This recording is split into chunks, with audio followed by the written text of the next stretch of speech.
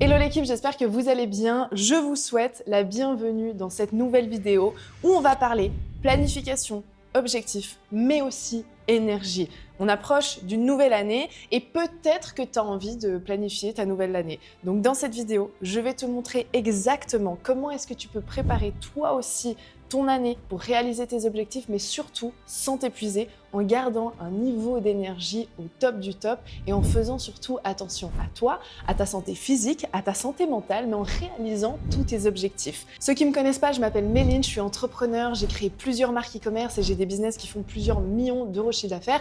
Et le mois de novembre dernier, on a réalisé plus d'1 million de chiffre d'affaires sur les 30 jours du mois. Mais ce qui nous a permis de réaliser des objectifs comme ça en seulement 3 ans d'entrepreneuriat, je vous promets que c'est de la clarté, c'est de la planification et c'est comment planifier ses objectifs et pouvoir travailler dans le sens de ces objectifs. Et ce qu'il faut savoir, c'est que lorsque vous planifiez des objectifs, il y a une partie qui est de votre travail et il y a une partie qui est de votre énergie. Donc quand je dis énergie, c'est une énergie qui est physique, c'est une énergie qui est mentale. Et dans cette vidéo, j'ai envie de vous donner une méthode qui est simple, qui est concrète et celle que moi personnellement, j'utilise au quotidien pour pouvoir développer mes marques. Et si tu as des questions, n'hésite pas, tu peux me les noter en commentaire ou tu peux encore m'écrire sur Instagram si c'est des questions un petit peu plus privées. J'y réponds avec grand plaisir. Donc installez-vous, on va commencer ensemble. Première étape, vous devez comprendre votre batterie et votre niveau d'énergie. J'entends par là votre énergie, qu'elle soit mentale ou physique, moi je le vois comme une batterie. Cette batterie, si vous voulez être productif, vous devez être chargé entre 80 à 100%. Si vous êtes en dessous de 80%, vous serez dans la zone un peu orange, jaune et du coup votre niveau d'énergie il est plus faible. Donc vous devez faire un check-in de votre énergie du quotidien et ça c'est très important. L'énergie, c'est la véritable monnaie de votre productivité. Et la productivité, c'est réellement ce qui va vous permettre de réaliser vos objectifs. Donc, comment est-ce que vous pouvez noter votre batterie? Ce qui est important, c'est que chaque jour, vous fassiez une auto-évaluation de votre batterie. Ok, est-ce que je suis à 0, 20%, 30%, 50% ou 100%? Et ne te fais pas de soucis, dans la vidéo, je vais t'expliquer comment évaluer ta batterie. Donc, ce que tu dois définir, c'est te rendre compte, est-ce que je suis bien? Est-ce que je me sens fatiguée? Est-ce que je me sens épuisée? Est-ce que je me sens perturbée? Est-ce que je me sens en colère? Parce que ta batterie, elle est non seulement en lien avec ton physique, mais aussi avec ton état d'esprit. Et une fois que tu connais ton niveau de batterie, tu sais comment adapter ta routine et ton flot de travail. Parce que bien évidemment, tout ce que je vous raconte ici, c'est pour adapter votre flot de travail, pour être productif et pour pouvoir réaliser vos objectifs. Ce que tu fais, c'est que tu prends un post-it et tu écris quel est mon niveau de batterie. Et tu le mets à un endroit où tous les matins tu le verras. Est-ce que c'est sur la porte des toilettes? Est-ce que c'est sur ton miroir parce que tu te maquilles? C'est égal. Prends ce post-it et tu te le poses. Comme ça, tous les matins, dès que tu te réveilles, tu t'auto-évalues et tu te poses la question. Ok, comment je me sens? Quel est mon niveau d'énergie? Et ça, c'est très important. Donc, première étape, on connaît son niveau d'énergie. Deuxième point, il faut identifier les choses qui te donnent de l'énergie. J'entends par là, dans les choses qui te donnent de l'énergie, il y a des choses qui sont basiques, vitales et qui sont assez classiques, mais pourtant que tu dois appliquer et tu dois prêter attention.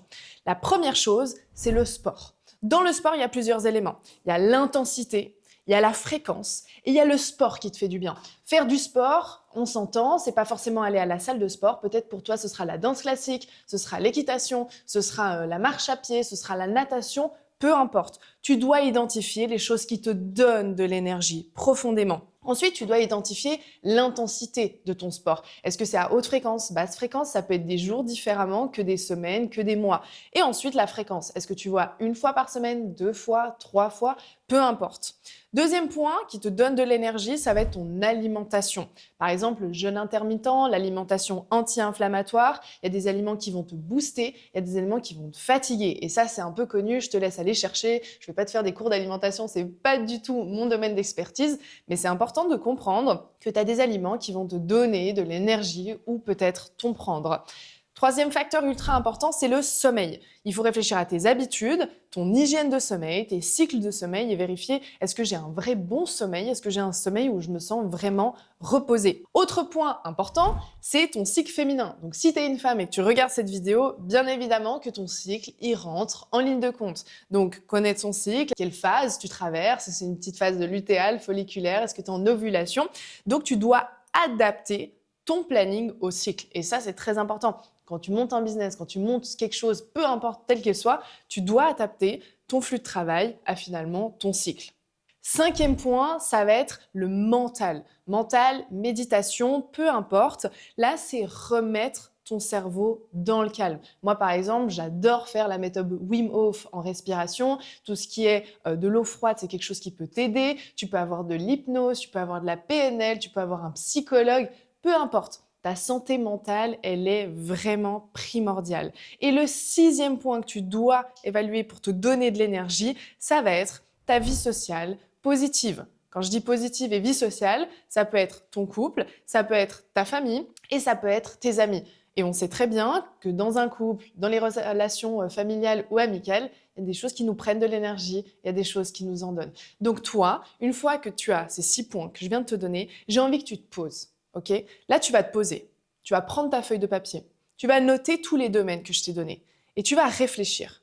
Qu'est-ce qui me fait du bien ? Tu peux noter. Ok, mes parents, telle situation, est-ce que ça me donne de l'énergie ? Est-ce que ça m'en prend ? Donc pose-toi et réfléchis. Tout le travail que tu vas faire là, il va être utile pour ton business, mais il va aussi être utile pour toi personnellement et ton évolution. Donc pose-toi, mets en pause cette vidéo et note tout ça. Et maintenant, on passe au troisième point.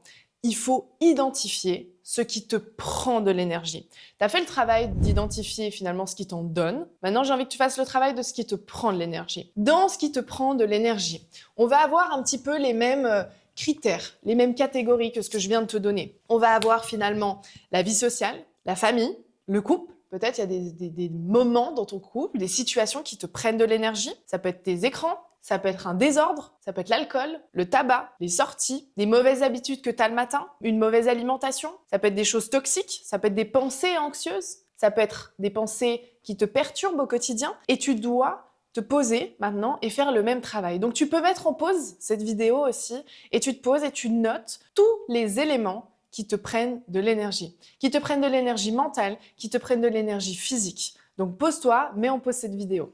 Une fois que tu as fait le travail de ce qui te prend de l'énergie et ce qui t'en donne, maintenant tu es au clair avec ça. Tu peux tout à fait rajouter des choses, retirer des choses. Et peut-être qu'il y a des choses que tu ignores aussi. Peut-être qu'il y a des choses où tu dis « Ok, j'ai envie de plus d'énergie », mais tu sais pas finalement ce qui te donnerait de l'énergie. Et là, c'est à toi de découvrir de nouvelles choses. Donc ça, c'est la première étape. C'est identifier ton niveau d'énergie. Et ce que je te fais là comme exercice, tu peux le faire tous les mois, toutes les semaines, tous les jours, peu importe. Mais c'est pour ça que je te dis, pose un post-it sur ton miroir le matin et réfléchis et pose-toi la question tous les jours, quel est mon niveau d'énergie ? On passe à l'étape numéro 2, organiser et construire ton système. Donc que tu sois mère au foyer, que tu aies un job, que tu veuilles entreprendre, créer une marque, créer un business, que tu sois aux études, peu importe. Ce que je vais te donner ici, c'est un système que tu peux appliquer à absolument n'importe quoi, n'importe quand et n'importe où. Ce qu'on va commencer, c'est de réfléchir à ta semaine type. J'ai envie que tu te poses et là, sur une feuille de papier, tu vas me noter quelle est ta semaine type actuelle. Est-ce que ta semaine type, c'est un travail de 8h à midi, et ensuite tu as une pause et tu recommences à 14h jusqu'à 17h? Peu importe. Pose-toi et écris ta semaine type actuelle. Une fois que tu as écrit ta semaine type actuelle, maintenant on va travailler sur ta semaine idéale. Parce que j'imagine, si tu regardes cette vidéo, c'est que ta routine actuelle n'est pas forcément adaptée à ce que tu as envie de faire et peut-être que tu as envie de planifier d'autres choses et de nouveaux objectifs. Premier outil qu'on va utiliser et qui est 100% gratuit et qu'il faut que tu utilises dans ton quotidien, ça s'appelle Google Calendar. Google, il met à disposition un agenda. Alors peut-être que tu utilises l'agenda de Apple, ce qui est pas trop mal non plus, mais moi je te recommande d'utiliser Google Calendar parce que c'est un petit peu plus organisé, ou du moins je trouve.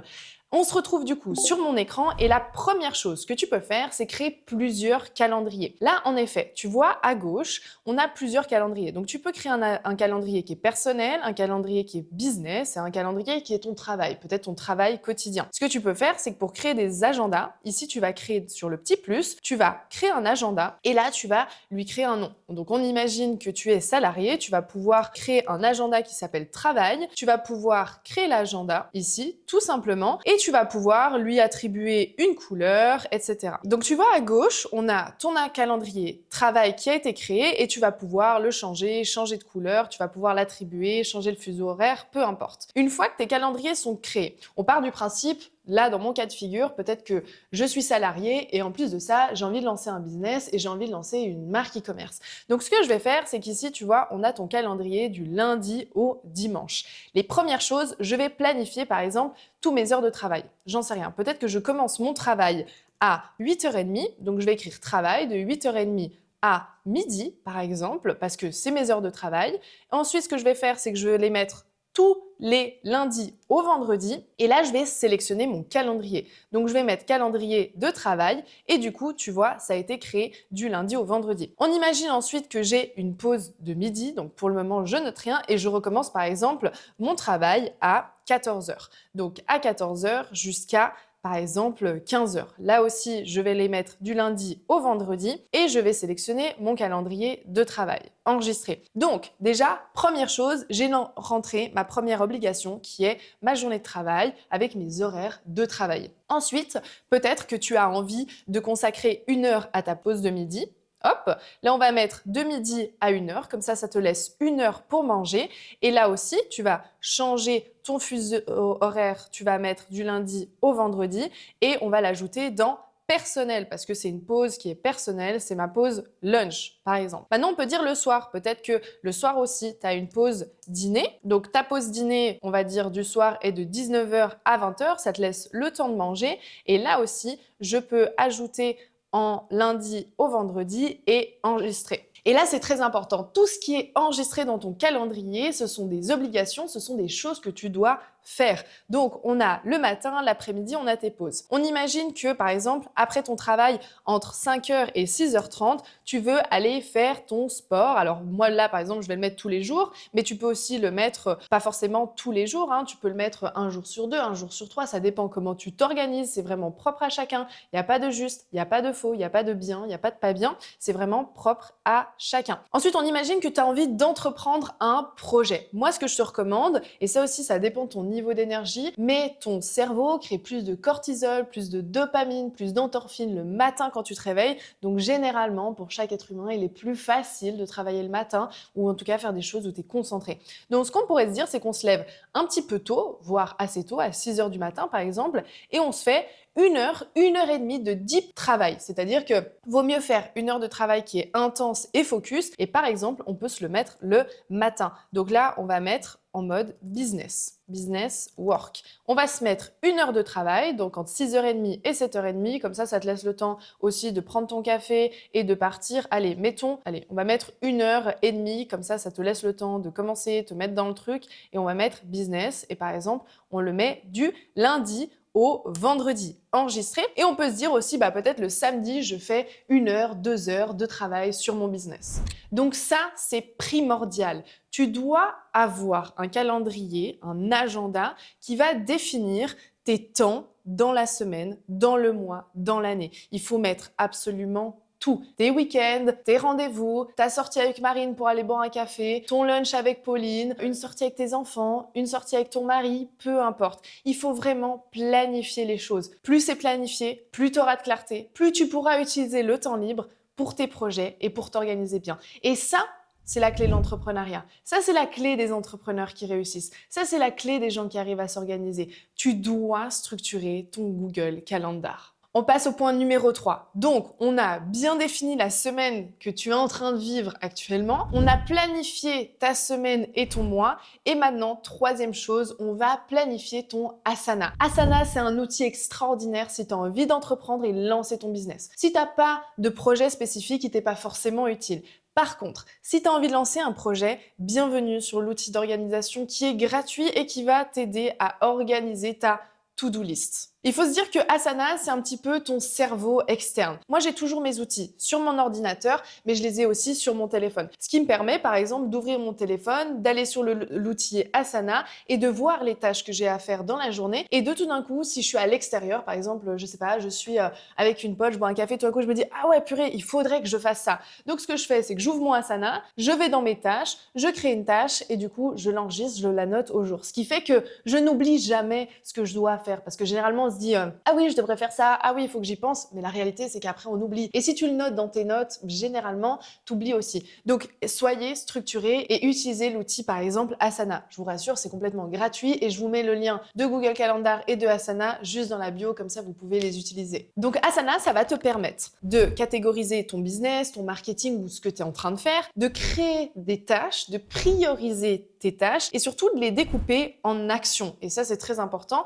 parce que quand on découpe les choses en actions, c'est là où on avance. Et peut-être que tu es dans un cas de figure où tu as un projet, tu as une idée, tu as un business, mais tu te sens que tu n'avances pas beaucoup. Un outil comme ça va vraiment t'aider à avancer, à structurer les choses. Donc Asana, ça se présente comme ça sur l'ordinateur et sur téléphone aussi, c'est super bien organisé. Tu vois ici, c'est tous mes projets. Par exemple, j'ai mes projets e-commerce, j'ai un livre que je suis en train de créer, j'ai ma création de contenu, j'ai mon administratif, j'ai mes choses personnelles et j'ai mon autre business, la BWA. Il faut savoir par exemple que même personnel, je note même dans ma to-do list que je dois appeler ma maman le vendredi. Parce que sinon, avec tout mon agenda, il se peut que j'oublie certaines choses. Et j'ai pas envie d'oublier, j'ai envie de faire les choses. Donc là aussi, c'est un peu le même principe que je vous ai montré sur Google Calendar. Tu vas pouvoir créer des catégories ou des projets, donc nouveaux projets. Et je te recommande de toujours mettre ton perso, ton administratif et du coup les projets que tu es en train de faire. Et Asana, ça se présente comme ça. Donc tu as du lundi au dimanche et tu peux ajouter une tâche. Ajouter une tâche, ça va être par exemple payer les factures. J'en sais rien. Là, tu as ta tâche qui est créée et ici, tu vas pouvoir l'attribuer. Bon, là, elle est attribuée à moi, mais c'est très bien quand tu as des équipes aussi parce que tu peux attribuer à tes équipes. Tu vas pouvoir l'ajouter dans un projet, par exemple administratif, et tu vas pouvoir mettre une description, des commentaires. Mais bon, faisant simple. Et une fois que c'est fait comme ça, tu vois que tu as ta to-do list. Par exemple, regardez, vidéo, formation, Méline.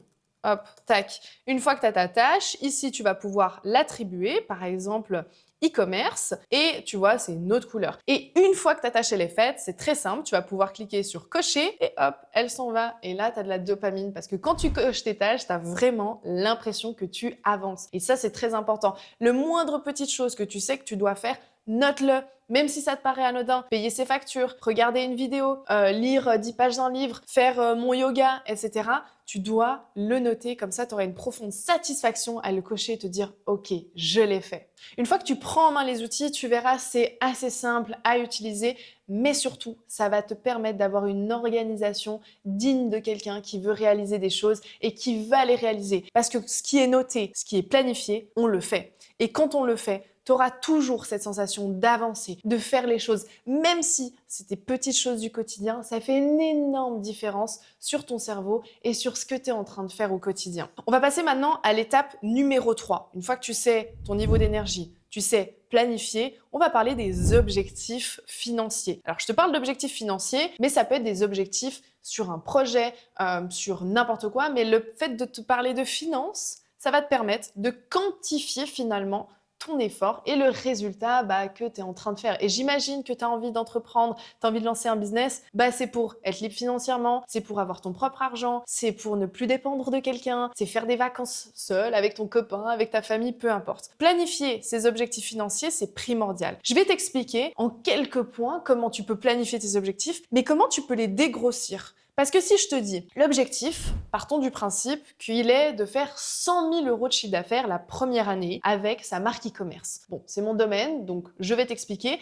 comment est-ce que tu peux décortiquer ça et comment est-ce que nous, on le fait. Je tiens à te faire une petite parenthèse. Moi, quand j'ai commencé l'e-commerce avec mon copain Nathan, en 2022, on s'est dit, la première année d'e-commerce, donc en 2023, on s'est dit, on veut faire 2 millions de chiffre d'affaires. Oui, 2 millions de chiffre d'affaires, alors que les gars, on partait de zéro et on avait juste l'ambition de faire de l'argent. Vous savez quoi? Tout ce que je suis en train de vous expliquer, on l'a fait. Tout ce que je suis en train de vous dire, on l'a planifié. C'est-à-dire que chaque début d'année, on prend 2 jours où on s'isole, où on planifie notre calendrier, on planifie notre asana et surtout, on planifie nos objectifs. Et grâce à ce que je vais vous donner là, ça nous a permis de réaliser pas 2 millions de chiffre d'affaires, mais 2,4 millions d'euros de chiffre d'affaires la première année avec nos marques e-commerce.